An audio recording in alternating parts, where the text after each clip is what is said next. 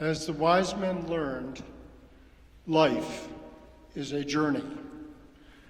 My journey began not far away, Brookline, Massachusetts, Harvard Church, United Church of Christ, now part of the United Parish. But by the time I was 13, I was done with church, pleading Sunday mornings that I needed to stay home to finish my homework. As my parents left for church, my dad would call from the foot of the stairs, "The good and religious go to church and leave the heathen home." When I was 17, I spent a few summer weeks in Aachen, Germany, living in a small apartment with a family which had snuck out of East Germany. They seldom used their living room, special occasions only, except that most nights the father of that family would kneel there in the darkness praying. When I returned home, I began to attend church again, at least for that summer. Life is a journey. You may hesitate at the beginning, but then someone, some star, points you in a direction. In college, the campus church steeple was only a few dozen yards from my dorm room window. The bell was really unpleasant and very loud. I began to rise early on Sundays to attend church and even volunteered to usher. But there was no community, no sense of being part of a congregation. And so the next year, I joined some of my roommates in attending a small Southern Baptist church.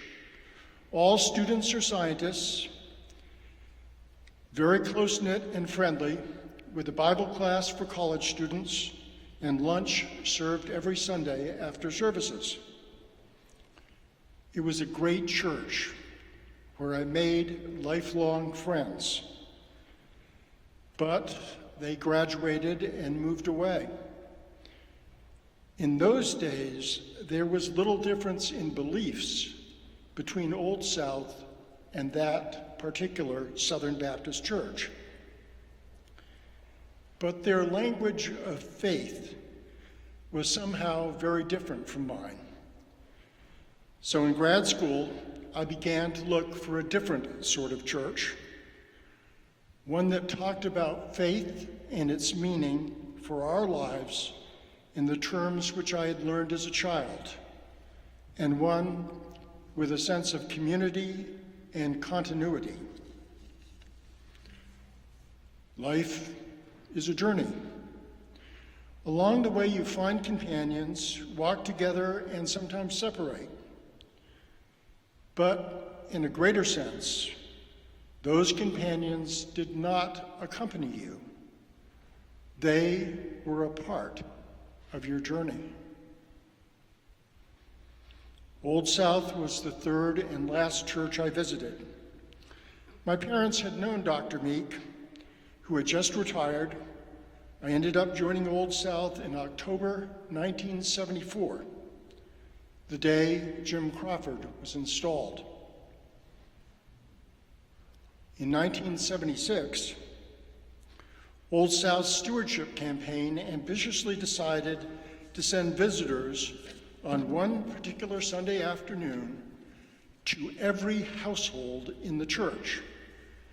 I was asked to be one of the visitors. I had some qualms and conferred with my dad. Memorably, Dad said, "If you're going to sit in the boat, you've got to take a turn at the oars." The visits were announced by a mailing and reminders from the pulpit, but we visitors were not supposed to telephone in advance. Not every member comes to church. Not every member reads their church mailings. I recall knocking on one door in a suburb and announcing that I was visiting from the church.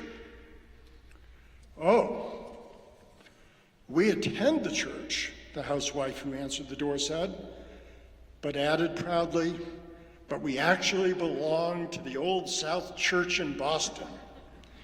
"Wonderful," I said. "I am here from the Old South Church in Boston to talk to you about that church." "Well, we belong to the Old South Church," she admitted, "but we actually attend the church out here, so we're not interested in supporting Old South." Life is a journey. Not everyone walking beside you is accompanying you. 3 of my grandparents died before I was born. The 4th was bedridden and died when I was 8. But we had a wonderful great aunt, my mother's aunt. Auntie babysat for us when we were little and came on every holiday and family occasion. She loved to play games, card games and board games, and she would tell stories and recite poems. Auntie died when I was in college. 20 years later, I dreamt about her. The one time I remember dreaming about my great aunt. In the dream, she was sitting on a bed behind me, and I was looking at her reflected in a mirror. I knew that she was dead. I tried to turn and tell her that I had loved her, that I loved her still. But I could not move. I could not speak. In the mirror, I could see Auntie nodding, and I could sense she understood what I was trying to say. I was awakened from the dream by a telephone call, telling me that Auntie's niece, my mother, had just unexpectedly died. Life is a journey. Along the way, we encounter mysteries. Often enough, they are epiphanies, like the great epiphany of the wise men on their journey. Epiphanies pointing us towards love. For 16 years, I taught Old South's confirmation class, junior highs. We would take the class down to Craigville, mostly for Bible classes, but we would have the kids run a foot race around the green and then tell them that they all had lost and have them run the race again until they figured out that the way to win was to run arm in arm and finish together. We then assigned each student a noun: wind, house, noise, fire, spirits, person, tongues, languages, sky, and place, and asked them each to write a sentence using their noun. Then they each read their sentences aloud, and without letting them confer, we had them rewrite their sentences over and over until their individual sentences formed a coherent story. usually about a noisy house fire sending tongues of flame into the sky. Then we would study the Bible story from which the nouns were chosen, the story of Pentecost, the birthday of the church. Life is a journey. Together as we travel as a church, we continue to create new stories, but we always tell the old story of golden dreams and endless love. I have served twice for multiple years on Old South's Finance Committee, drafting the annual budget. There is a steep learning curve. Our budget runs on for pages and pages. You pore over the line items, seeking some place where you can save a few dollars.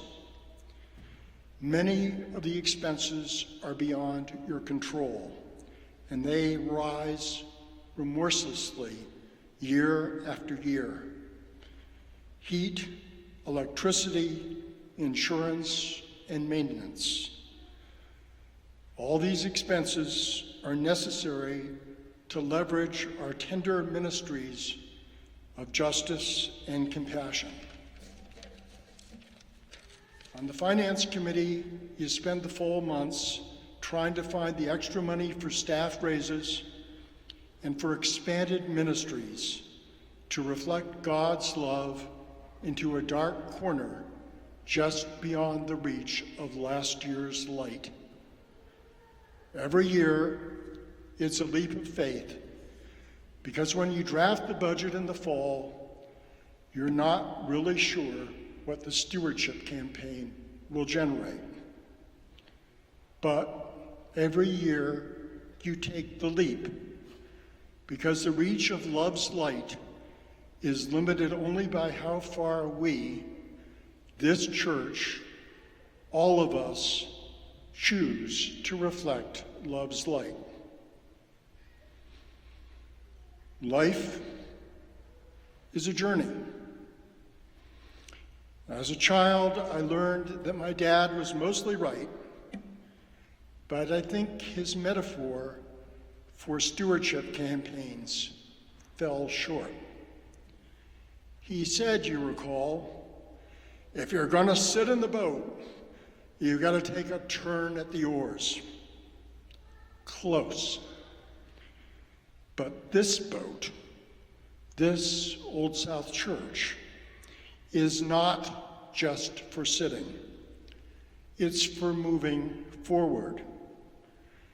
This year, Old South celebrates our 350th anniversary. 350 years? That's just the beginning. A good start. This boat is not for sitting. It's for rowing, for progress. It always has been.